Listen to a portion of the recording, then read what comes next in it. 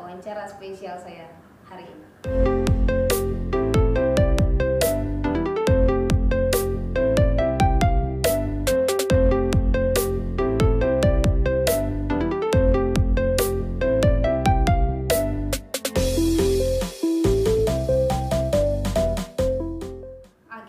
Dan kali ini saya sudah bersama Ketua DPRD Kabupaten Pelalawan, Bapak Adi Sukemi STMN. Assalamualaikum Pak Adi. Waalaikumsalam Pak Triani. Iya, sehat Pak Adi? Alhamdulillah. Kayaknya kuningnya semarak nih hari ini ya. Harus semangat terus. Harus semangat terus ya. Dalam kondisi puasa. Baik, dalam kondisi puasa dan tetap ibadah lancar, semangatnya luar biasa. Baik, dari tadi kita tuh udah ngantri nih dari pagi, siang, dan alhamdulillah pada hari ini bisa bertemu langsung, bisa wawancara langsung.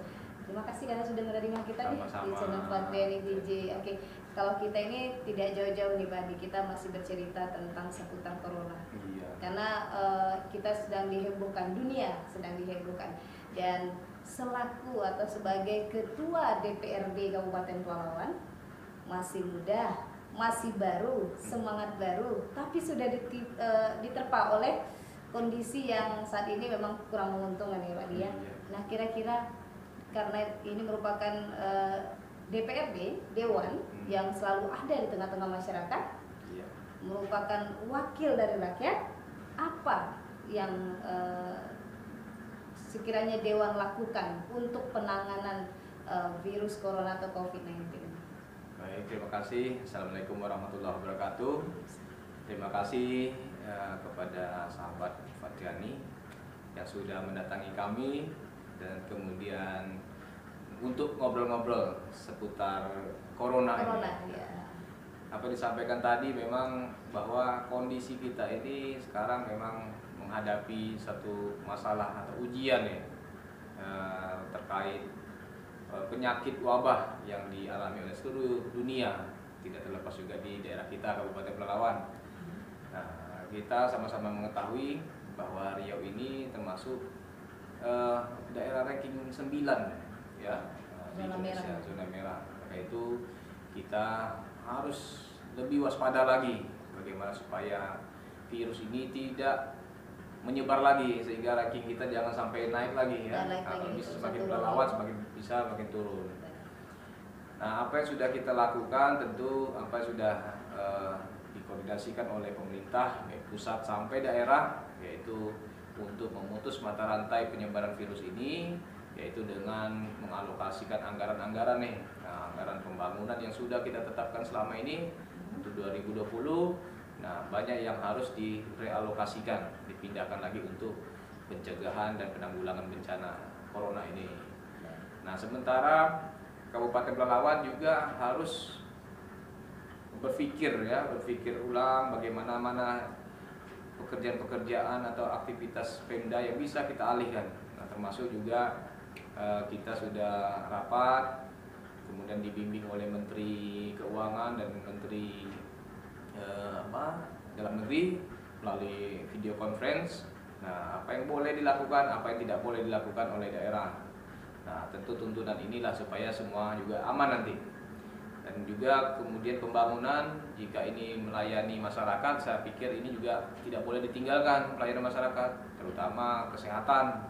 Ya, tentu tidak semua orang yang sakit corona ini. Ya, jangan-jangan mentang-mentang nanti musim corona yang sakit lain tidak boleh berobat. Nah, ini nggak boleh juga. Nah, pelayanan kesehatan tetap harus dijamin untuk tetap harus ada. Walaupun ada sedikit-sedikit yang memang jika penyakitnya memang tidak terlalu tidak terlalu berat, mungkin dia cukup dengan nelpon atau cukup WA dengan orang dokternya, sehingga dokter nanti memberikan rekomendasi untuk memberikan obat yang cocok untuk mereka.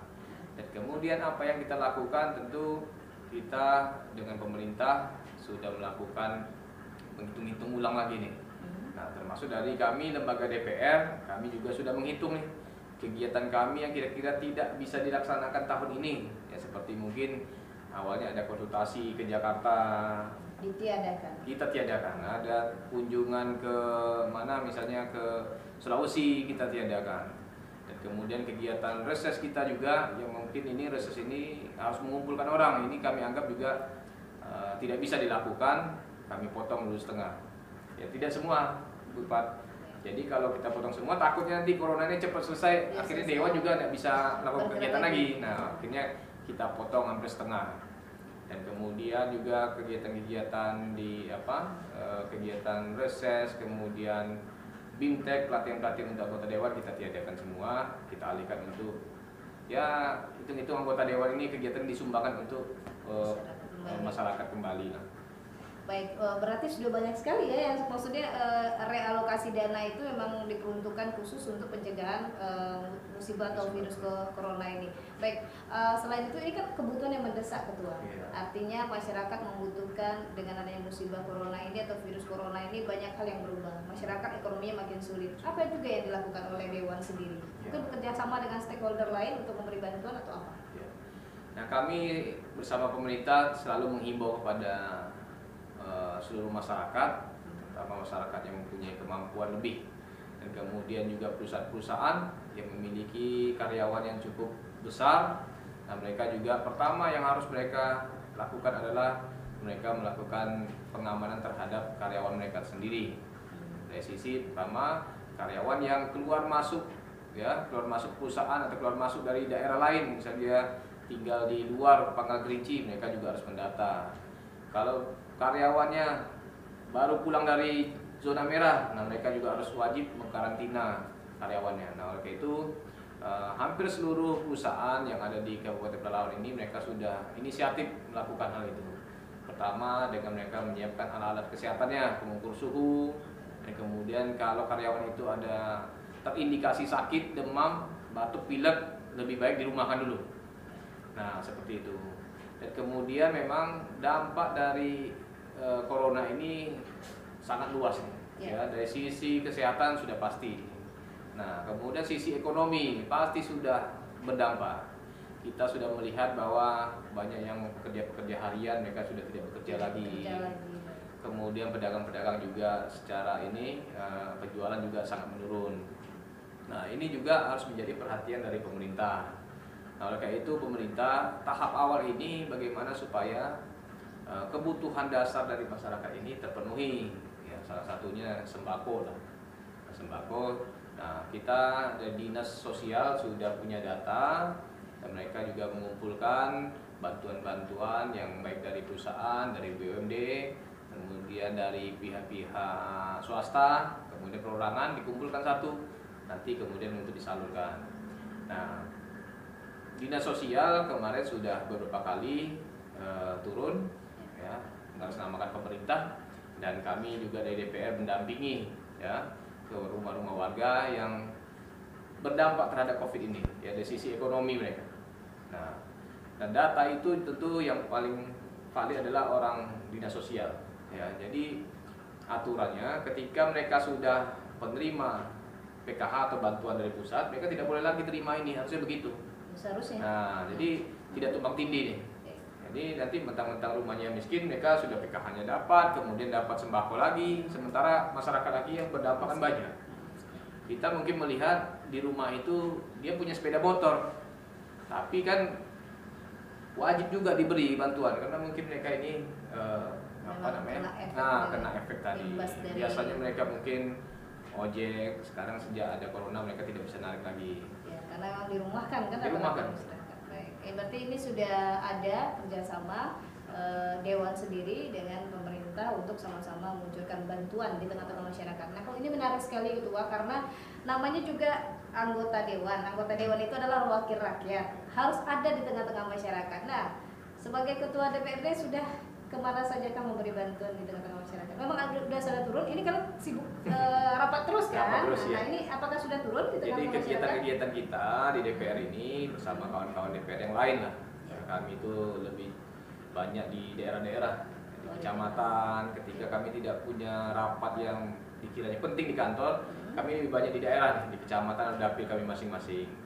Pertama, mengunjungi posko-posko. Kita lihat di Kabupaten Pelalawan ini cukup aktif ini masyarakatnya, mendirikan posko. Jadi siapapun yang masuk, keluar, datang, mereka harus data. Meskipun dia tinggal di situ atau mungkin dia baru pulang dari kuliah, tetap harus diawasi. Nah, jadi yang datang itu ke suatu kampung mereka harus didata, ya. Jangan sampai nanti gara-gara ada yang pulang ke kampung itu, ada yang mendatangi, sehingga dia membawa virus, sehingga nanti satu kampung itu bisa tertular nanti oleh virus ini.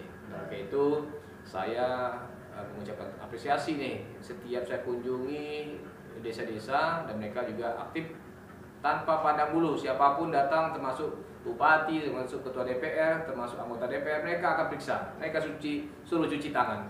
Nah, ini kan kepedulian mereka. Dan kami pun turun, kadang membawa bantuan-bantuan yang sekedarnya lah, mungkin ada itu masker yang kita titipkan di sana, kemudian hand sanitizer, atau bahkan kita bantu juga untuk alat pengukur suhu kalau mereka posko itu tidak memiliki. Tidak memiliki ya, betul ya. Baik, artinya Dewan sendiri sebagai wakil rakyat sudah bekerja di tengah-tengah masyarakat ya. Insya Allah sudah bekerja. Nah, kedepannya kira-kira apa nih Ketua mau diperbuat, karena bantuan sudah bekerja sama dengan pemerintah daerah.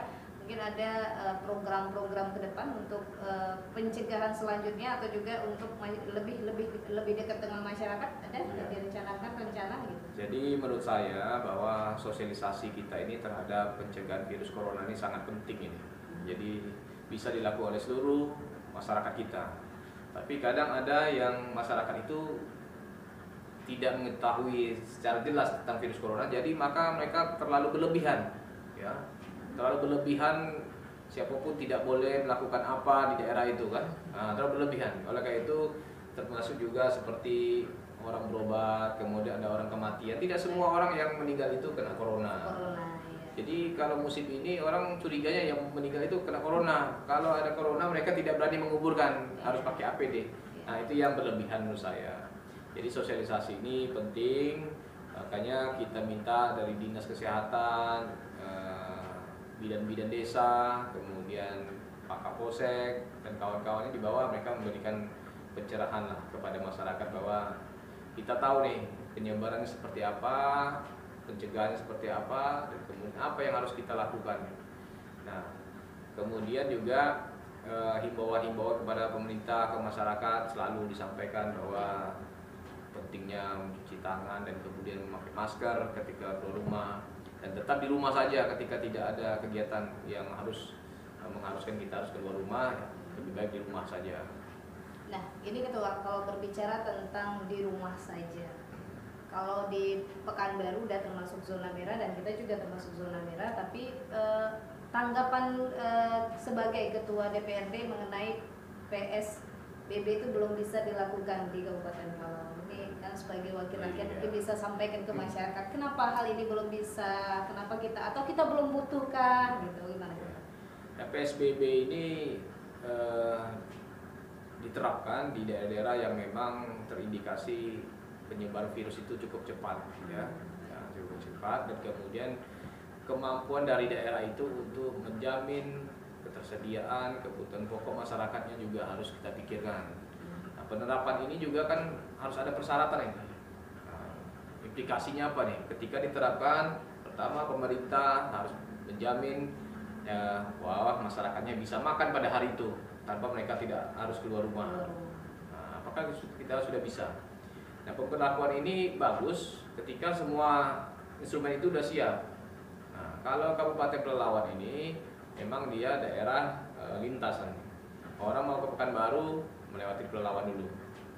Nah, jadi kalau melihat data kita bahwa Kabupaten Pelalawan ini kita masih sangat kecil, ya, masih kecil, jumlah terjangkit positifnya juga masih sangat kecil, dan kemudian masih terkendali. Masyarakatnya juga sudah secara familiar dengan corona ini, artinya sudah memahami, dan kemudian kesadaran masyarakat untuk hidup bersih, menjaga desanya, menjaga kampungnya, menjaga rumahnya, mereka sudah cukup baik, ya, sudah bisa, sehingga tidak ada yang perlu dikhawatirkan menurut saya. Dan kemudian juga ini juga masukan dari pemerintah bersama Forkopimda, kemudian juga beberapa tokoh masyarakat, mereka menganggap bahwa belum tepat untuk dilakukan untuk di Kabupaten Pelalawan, ya. Karena juga ketika nanti dilakukan ini sanksinya juga luar biasa.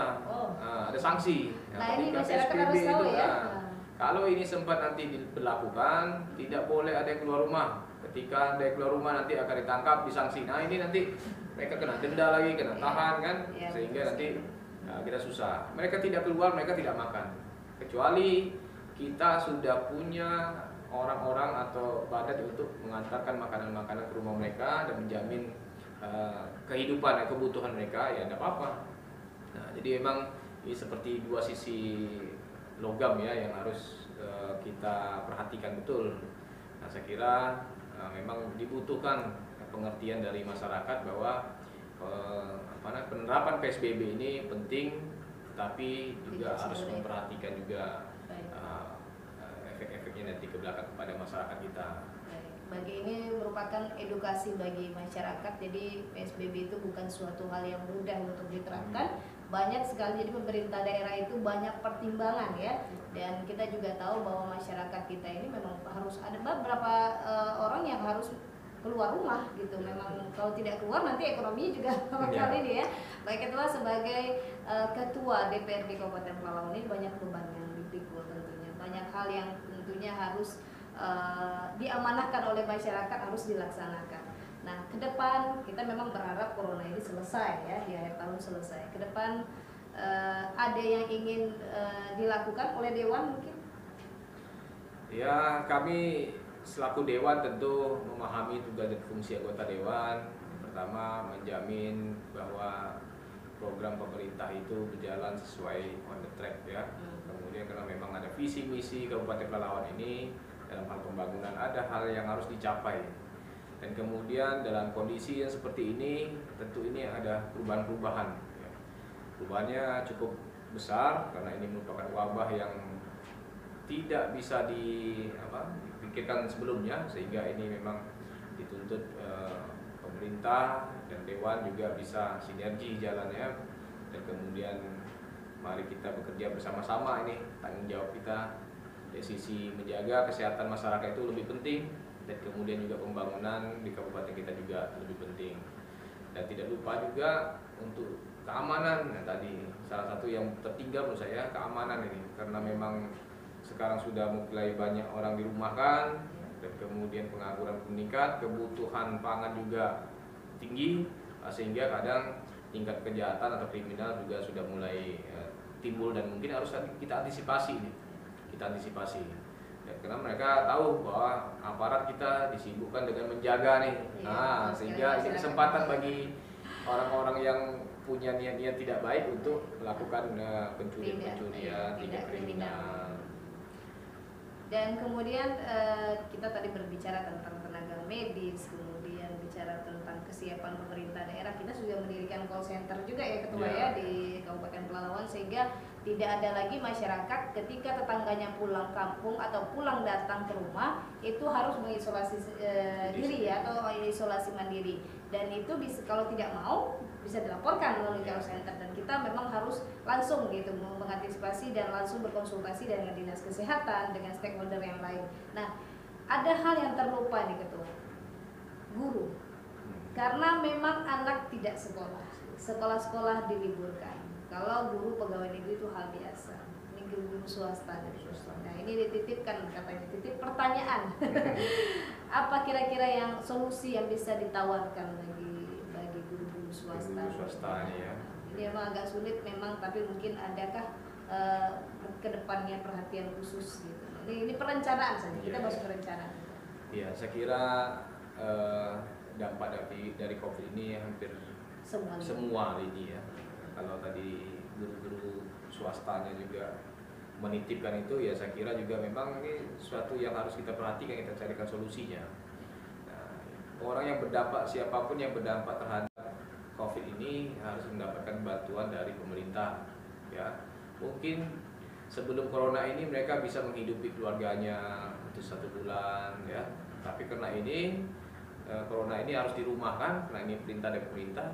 Nah, otomatis pemerintah juga harus punya solusi bagi mereka-mereka ini yang awalnya bekerja, sekarang tidak bekerja. Nah, inilah yang sekarang kita pikirkan, bagaimana supaya mereka ini juga mendapatkan bantuan dari pemerintah. Nah, kita perlu data nanti, data-data guru-gurunya, mana swasta, sekolah mana, tinggal di mana kan. Nah, kemudian nanti kita juga kami data, inilah sasaran dari bantuan-bantuan pemerintah. Nah, ini juga didata, dibantu oleh RT RW-nya ya, dan kemudian dari pihak sekolah bahwa ini guru kami ada yang terdampak. Dan kita juga cukup prihatin, banyak dari kita semua yang secara ekonomi berubah drastis ini. Nah ini ketua tanggapannya, karena sekarang ini kan banyak LSM yang bermunculan, organisasi perempuan dan lain sebagainya yang sudah bahu-membahu memberikan sembako segala macam. Ada tanggapan spesial mungkin karena ini banyak juga komunitas perempuan juga ada, kemudian partai juga ada memberikan, ini kayaknya merebut hati masyarakat, inilah saatnya gitu. Ini tanggapannya terhadap banyak nih, ada militan, ada dan sebagainya, tanggapannya terhadap mereka, atau ada yang mau disampaikan kepada organisasi, kemudian LSM, kemudian perusahaan-perusahaan yang sudah mengucurkan bantuan di tengah-tengah masyarakat. Ya, itulah hebatnya kawan-kawan kita yang ada di Pelalawan ini. Saya melihat ada organisasi-organisasi yang sudah aktif ya memberikan bantuan, mereka bisa menyalurkan langsung, dan kemudian partai-partai politik juga sudah memberikan bantuan, dan kami pun sudah menyiapkan juga Bupat dari Partai Golkar 12.000 sembako nanti yang akan kita sebarkan di Kabupaten Pelalawan ini dalam waktu dekat ini. Ya, mudah-mudahan bantuan ini bisa meringankan beban masyarakat kita ini.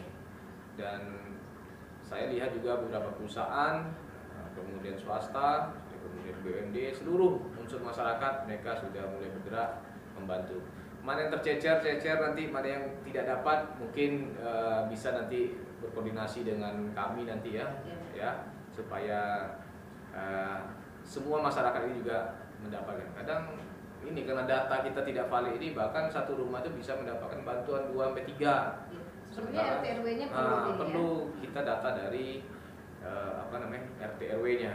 Dan kemudian juga saya minta kepada masyarakat juga memahami ya, karena barang itu tidak langsung ada ya. Saya mendengar juga beberapa daerah yang menolak ini karena mereka mintanya 1.000 dikasih 100, akhirnya kami menolak bantuan itu. Bertahap. Artinya yang penting pendataan. Kalau datang 100 dulu, ya dikasih dulu 100, dicatat, besok yang lain lagi. Karena kita paham kemampuan dari baik pemerintah, swasta, dan kemudian organisasi ini juga mereka terbatas ya. Nah, kita berharap sama-sama supaya corona ini segera berakhir dan kita bisa hidup normal lagi seperti biasa. Seperti biasa, ekonomi juga semakin normal dan sejahtera masyarakatnya ya. Iya, Baik Ketua, dan di ujung pertemuan kita hari ini, karena ini memang cukup menarik sekali, apa nih himbauan kepada masyarakat atau juga sedikit memberikan semangat kepada tim medis kita nih Ketua? Baik, terima kasih. Ini memang bulan Ramadan yang sangat spesial bagi kita ini. Saya kira ya mudah-mudahan sekali ini saja kita mengalami seperti ini, tapi yakinlah bahwa di balik semua ini pasti ada hikmahnya.